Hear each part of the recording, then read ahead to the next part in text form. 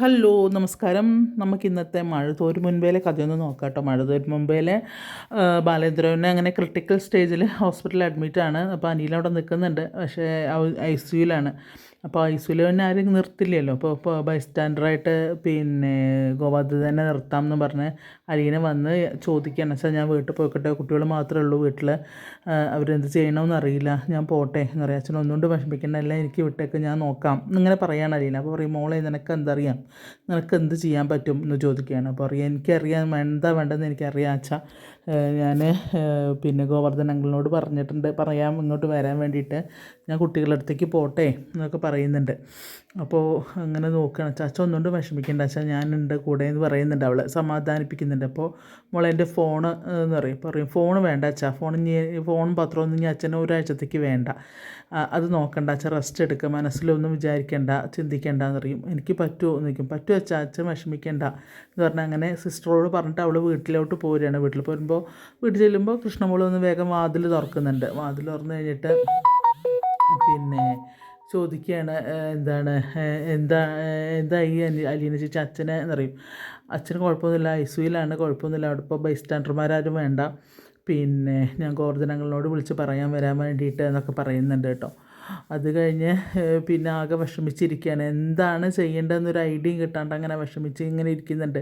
അത് കഴിഞ്ഞ് ഗോവർദ്ധനെ വിളിച്ച് പറയുന്നുണ്ട്, അങ്കിളെ എവിടെ ഇരിക്കുമ്പോൾ, ഞാനിത് അവിടെ വന്നുകൊണ്ടിരിക്കുകയാണ്, കട തുറക്കണ്ട അങ്കിളെ എന്ന് പറയുമ്പോൾ എന്താ കാര്യം എന്ന് ചോദിക്കുക. അപ്പോൾ അങ്ങനെ ഒരു പ്രശ്നം ഉണ്ടായിട്ടുണ്ട് വിവരം. അപ്പോൾ ബാലേട്ടൻ ചോദിക്കുമ്പോൾ ബാലേട്ടൻ അച്ഛൻ ഹോസ്പിറ്റലിൽ അഡ്മിറ്റാണ്, അച്ഛന് പെട്ടെന്ന് അറ്റാക്കായി എന്നൊക്കെ അങ്ങനെ വിവരങ്ങൾ പറയും. അപ്പോൾ രോഹിത്തിൻ്റെ കാര്യങ്ങൾ പറയുകയാണ്. അപ്പോൾ പറയും എന്താ ഇനി ചെയ്യുക, പക്ഷെ മോളെ കട തുറക്കാണ്ടിരുന്ന എങ്ങനെ ശരിയാവില്ലല്ലോ പറയുമ്പോൾ, ബാലേട്ടൻ പറഞ്ഞിട്ടുണ്ടോ കട തുറക്കണ്ട എന്നുള്ളത്? ഇല്ല, അച്ഛനോട് ചോദിച്ചിട്ട് മതി ചെയ്യാൻ, പക്ഷേ തുറക്കണ്ട, ആകെ പ്രശ്നം, എന്തിനാകളെ വെറുതെ ആളുകൾ കൂടി നമ്മളെ കട അടിച്ചു പൊളിക്കും, അതിനൊരു ഇട വരുത്തണോ എന്ന് ചോദിക്കുകയാണ്. അപ്പോൾ ഇയാളങ്ങനെ കൺഫ്യൂഷനായിട്ട് നിൽക്കുകയാണ്. എന്തായാലും മോളെ ഞാനാണ്ട് വരാമെന്ന് പറഞ്ഞിട്ട് അങ്ങനെ ഗോവർദ്ധൻ ഫോൺ വെക്കുന്നുണ്ട്. അത് കഴിഞ്ഞ് ഇവളിങ്ങനെ അന്തം വിട്ടിരിക്കുകയാണ്, എന്ത് ചെയ്യണമെന്ന് അറിയുന്നില്ല.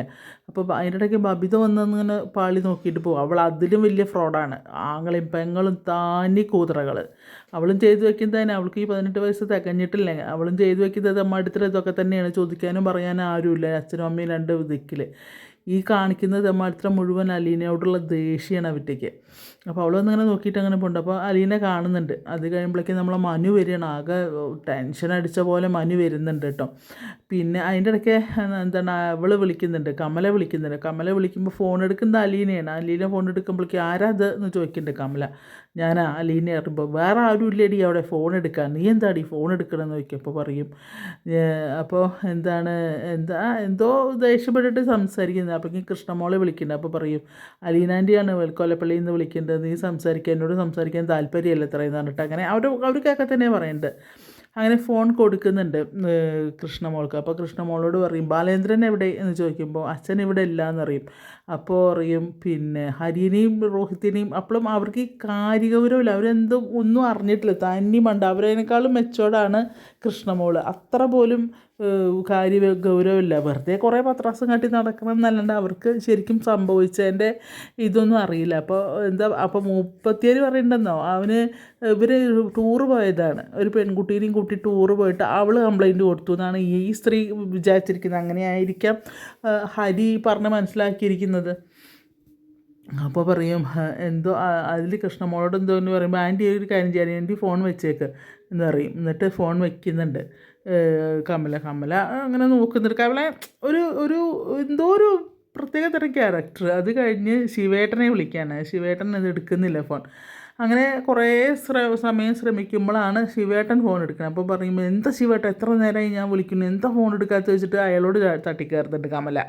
അപ്പോൾ പറയും, ഞാൻ ഇവിടെ ജോലി ചെയ്തുകൊണ്ടിരിക്കുക, എനിക്ക് അങ്ങനെ പെട്ടെന്നൊന്നും ഫോൺ എടുത്ത് ഇതാക്കാൻ പറ്റില്ല, ഇത് തന്നെ ഇപ്പോൾ ഞാൻ മാറുന്നത് സംസാരിക്കുന്നത്, ഇങ്ങനെയൊന്നും സംസാരിക്കാനൊന്നും പാടില്ല, ഇവിടെ നാട്ടിലെ പോലെയല്ല എന്ന് പറയുന്നുണ്ട്. അപ്പോൾ പറയും, നീ എന്താ വിളിച്ച് വിവരം പറയാം എന്ന് പറയും. അപ്പോൾ പറയും, ഹരിയെ പോലീസ് അറസ്റ്റ് ചെയ്ത് കൊണ്ടുപോയി എന്നറിയും.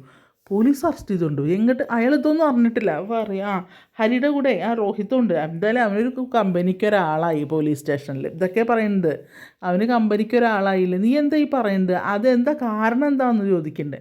അപ്പോൾ പറയും ഒന്നുമല്ല, അവരേ ഒരു ടൂറ് പോയതാ ഒരു പെൺകൊച്ചിനെയും കൂട്ടിയിട്ട്. ഇവർ 3-4 പേര് ആരുടെ ബർത്ത്ഡേ പാർട്ടി ആഘോഷിക്കാൻ വേണ്ടിയിട്ട് എങ്ങോട്ടോ പോയതാണ്. ഒരു കൂട്ടത്തിലൊരു പെൺകൊച്ചുണ്ടായിരുന്നു. ആ കൊച്ചിനെ പേടിപ്പിക്കേ എന്ന് വയ്ക്കുക. പേടിപ്പിക്കേ, നീ എന്താ ഉദ്ദേശിക്കുന്നത്? പീഡിപ്പിച്ചു എന്നാണോ? ആ, രണ്ടും ഒന്ന് തന്നെയല്ലേ. പേടിപ്പിക്കലും പീഡിപ്പിക്കലും ഒന്ന് തന്നെയാണ് നമ്മുടെ കമല വിചാരിച്ചിരിക്കുന്നത്. കേൾക്കണം. അപ്പോൾ അത് തന്നെ. എന്നിപ്പോൾ അവൾ പോലീസിൽ കംപ്ലയിൻറ്റ് ചെയ്തിട്ട് അവിടുന്ന് ഹരീനെയും രോഹിത്തിനെയൊക്കെ വേറെ ഏതോ 2 പയ്യന്മാരുണ്ട്, അവന്മാരും പോലീസ് കൊണ്ടുവരിക എന്ന് പറയും. അപ്പോൾ പറയും, നീ എന്താ ഈ പറയുന്നത്? നിനക്കെന്താ അത്രയും ബോധമല്ലേ എന്ന് പറയും. അപ്പോൾ എന്താണ് അലീനേനെ എടുത്ത് ഇടുന്നുണ്ട്. അപ്പോൾ അറിയാം, നീ ഒന്ന് ഫോൺ വെച്ചേ, നിനക്ക് ഒന്നിൻ്റെയും ഒരു കാര്യഗൗരവം അറിയില്ല, നീ പറയുന്നത് എനിക്ക് മനസ്സിലാവുന്നില്ല, ഞാൻ അലീനെ വിളിച്ച് ചോദിച്ചോളാം എന്ന് പറയുന്നുണ്ട് ശിവേട്ടൻ. അപ്പോൾ ഇനിയിപ്പോൾ അവളെ വിളിച്ച് ചോദിക്കാനാണെന്ന് പറഞ്ഞപ്പോഴേക്ക് ഇയാൾ ഫോൺ വെക്കൽ കഴിഞ്ഞു. എന്നിട്ട് അപ്പോഴും അത് ഇഷ്ടപ്പെടുന്നില്ല. കാരണം ഇയമ്മ ഒന്ന് വ്യക്തമായിട്ടല്ല ഒന്നും പറഞ്ഞു കൊടുക്കുന്നത്. അതിൻ്റെ ഇടയ്ക്കാണ് ഇയാൾ അലീനെ വിളിച്ച് കുറച്ചും കൂടെ വിവരങ്ങൾ മനസ്സിലാക്കുക എന്നുള്ളതിൽ അയാൾ അവിടെ ഫോൺ വെക്കുന്നുണ്ട്. അത് കഴിഞ്ഞ് പിന്നെ നമ്മളെ എന്താ പറയുക, മനു വന്നുകൊണ്ടിരിക്കുക. മനു വരുന്ന സമയത്ത് അലീനെ വിളിക്കുന്നുണ്ട്. അപ്പോൾ അലീന സംസാരിച്ചുകൊണ്ടിരിക്കുക. അപ്പോൾ മനുവേട്ട അപ്പോൾ പറയും, വിവരങ്ങളൊക്കെ അറിഞ്ഞാണോ മനുവേട്ടൻ വരുന്ന വയ്ക്കുമ്പോൾ, ഞാൻ അറിഞ്ഞു, ഞാൻ എറണാകുളത്തുനിന്ന് പാലയ്ക്ക് വന്നുകൊണ്ടിരിക്കുകയാണ് എന്നൊക്കെ പറയുകയാണ്. അപ്പോൾ പറയും, ഇനി എന്താ ചെയ്യുക എന്ന് പറയും. അപ്പോൾ അച്ഛനെ ആ ഹോസ്പിറ്റലിൽ അഡ്മിറ്റ് ആക്കിയ ഒരു ചെറിയ അറ്റാക്ക് ആയിട്ടുണ്ട്, അവിടെ ഗോവർദ്ധൻ അങ്കിളിനോട് വരാൻ വേണ്ടി പറഞ്ഞിട്ടുണ്ട് എന്നൊക്കെ പറയുകയാണ്. അപ്പോൾ പറയും, ഇനി എന്നാ ചെയ്യാനാണ് നമ്മളെന്നറിയാം, എനിക്കൊന്നും അറിയില്ല, ജാമ്യത്തിലെടുക്കണ്ടേ എന്നൊക്കെ ചോദിക്കുന്നുണ്ട്.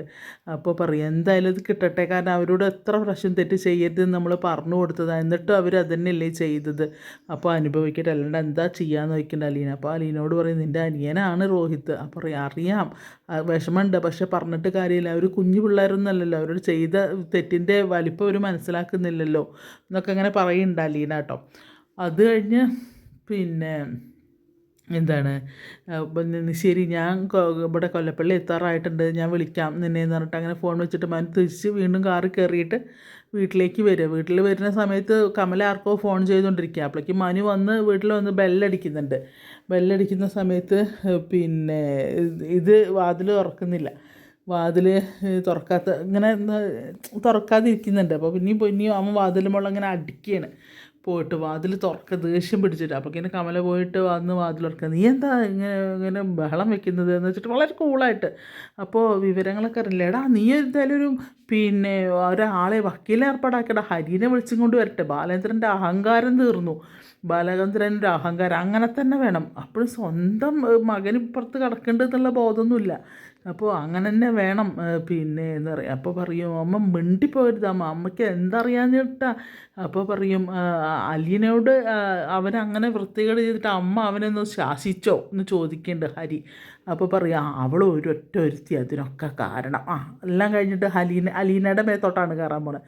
അപ്പോൾ പറയും, മിണ്ടിപ്പോകരുതെന്നറിയാം, അലീനയുടെ മേത്തോട്ട് ഒക്കെ അലീനെ കുറ്റം പറയുന്നു. അമ്മ ചെയ്യുന്ന അമ്മയ്ക്ക് നാണുണ്ടോ, ഇങ്ങനെ ഒരു മകന് ജന്മം കൊടുത്ത് നാണുണ്ടോ എന്നൊക്കെയാണ്. കാരണം ഒരു മകനും ചെയ്യില്ല, അത്രയും ഗതി കെട്ടിട്ടാണ് മനു സംസാരിക്കുന്നത്. അപ്പോൾ പറയാം, അമ്മ മനസ്സിലാക്കിക്കോ, നാളെ തലയിൽ മുണ്ടിട്ട് നടക്കുക, കൊല്ലപ്പള്ളിയിലെ വലിയ കമലാമ്മ എന്ന് പറഞ്ഞ് ഞെളിഞ്ഞ് നടക്കാനൊന്നും പറ്റില്ല, അമ്മയ്ക്ക് ഇപ്പോൾ അതിൻ്റെ സീരിയസ്നെസ് മനസ്സിലായിട്ടില്ല എന്നൊക്കെ പറഞ്ഞ് കുറേ ചീത്തറയുണ്ട് കേട്ടോ. അപ്പോഴാണ് ബോധം വന്നത് എന്താവും എന്നുള്ള കഥ.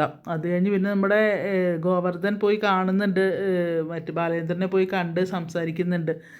ബാലേട്ടാന്ന് പറഞ്ഞ് ചെല്ലും. അപ്പോൾ അയാളിങ്ങനെ കണ്ണ് തുറന്ന് കിടക്കുക. അപ്പോൾ പറയും, ബാലേട്ടൻ വിഷമിക്കുന്നു വേണ്ട എന്ന് പറയുന്നുണ്ട്. അപ്പോൾ പറയും, വിഷമിക്കാതിരിക്കുന്നത് എങ്ങനെയാടോ, ബാലേന്ദ്രൻ ഒരു സ്റ്റൈലുണ്ടല്ലോ, ആ ഒരു രീതിയിൽ. ഇപ്പോൾ പറയും, മകനായി പോയില്ലേ, പറയും അവന് ജാമ്യത്തിലിറക്കാനത് നോക്കണ്ടേ എന്ന് പറയും. കേട്ടെ എന്നാണ് ഞാൻ ആദ്യം വിചാരിച്ചത്, പിന്നെ മകനായി പോയില്ലേ എന്നൊക്കെ പറയും. അപ്പോൾ പറയും, വേണ്ട, എന്താ വെച്ചാൽ ചെയ്യാമെന്നൊക്കെ, ബാലേട്ടൻ വിഷമിക്കുന്നു വേണ്ട, ഞാൻ നോക്കട്ടെ എന്നൊക്കെ അങ്ങനെ പറയുന്നുണ്ട്. അപ്പുറം തന്നെ വൈജിയും നടക്കുന്നുണ്ട്, പോരേ പൂരം. അപ്പോൾ അങ്ങനെയൊക്കെയാണ് ഇന്നത്തെ മഴ തോരും മുൻപിലെ കഥ വന്നിരിക്കുന്നത്. അപ്പോൾ ആരും മിസ് ചെയ്യേണ്ട, കാണുക, എല്ലാവരും മിസ് ചെയ്യില്ലെന്നറിയാം, കാരണം അത്രയും നല്ലൊരു കഥ വേറെ ഇല്ല. അപ്പോൾ എല്ലാവരും കാണുക, കണ്ട അഭിപ്രായം പറയുക. അതുപോലെ എൻ്റെ കഥ കേട്ടിട്ട് നിങ്ങൾക്ക് ഇഷ്ടപ്പെട്ടാൽ മാത്രം ഒന്ന് കമൻറ്റ് ചെയ്യുക, ലൈക്ക് ചെയ്യുക, ഷെയർ ചെയ്യുക. സബ്സ്ക്രൈബ് ചെയ്യാത്തവരാണെങ്കിൽ ഒന്ന് സബ്സ്ക്രൈബ് ചെയ്യുകയും കൂടെ ചെയ്യൂ. അപ്പോൾ ഓക്കെ, നാളെ പുതിയ കഥയുമായി വരിക. താങ്ക്